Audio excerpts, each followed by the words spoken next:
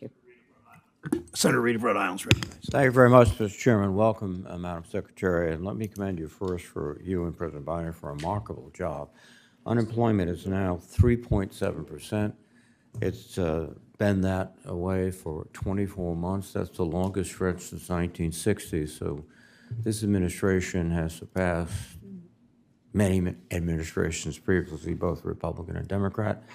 Gross domestic product, GDP, is growing. And we've got expansion of the labor force. So by most statistics, and I would add, real wages have also grown. Is that correct?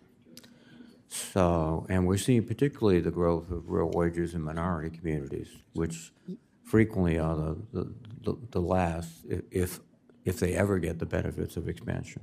Yes, it's one of the fairest expansions we've ever seen, with disproportionate gains at the low end. And that is a reflection of the policies that the President Biden has taken, along with you, investing in the economy, of creating jobs, not simply hoping that it all trickles down from the select few. That is absolutely correct. Well, thank you very much. Let me change topics for a moment here. The Treasury Department released its annual National Money Laundering Risk Assessment for 2024, and the assessment notes that investment advisors to private funds, such as hedge funds and private equity funds, pose the highest risk of money laundering because they are exempt from AML, the anti-money laundering regulations.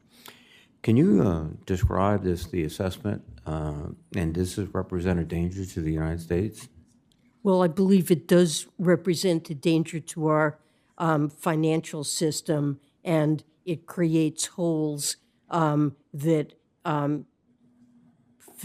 facilitate illicit financial activities. Investment advisors have never been subject to comprehensive industry-wide AML CFT regulations, and at this point there is a kind of patchwork where some investment advisors implement some measures. Some of them are duly registered as broker-dealers or part of financial holding companies, but there are holes in this system which allow illegitimate or illicit investors to shop around for an investment advisor who doesn't inquire into their source of wealth. And Treasury is planning to issue a proposed rule that would apply AML-CFT requirements to investment advisors.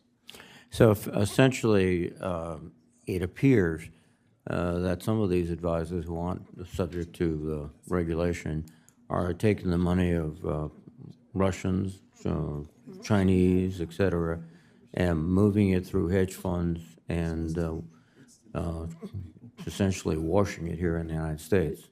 That's absolutely correct, and we have identified instances where investment advisors have worked with sanctioned individuals, corrupt officials, tax evaders, and criminals, and this is really a risk to us and to the globe we need to address. Now let me again switch gears. One of the issues I think we all face in our particular metropolitan areas is the falling demand for commercial real estate, which puts pressure on the banks that have lended to the developers, which puts pressures on the developers. Is the FSOC looking at this in a comprehensive way and impact on both the real estate sector and also the banking sector? We have been looking at it in a comprehensive way and working with the bank supervisors to understand exposures. I believe we have discussed at almost all of our FSOC meetings this year, commercial real estate, and gotten reports and done our own analysis. And you're right that particularly for office buildings in metropolitan areas, vacancy rates have gone way up, especially for other than Class A buildings.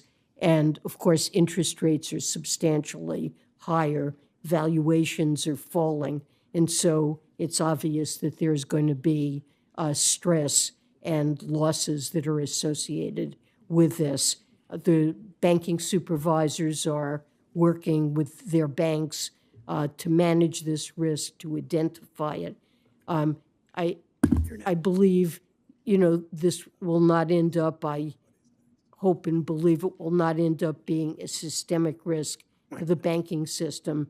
The exposure of the largest banks is quite low, but there may be smaller banks that are stressed by these developments. Thank you, Madam Secretary, very, very much. Thanks, Senator.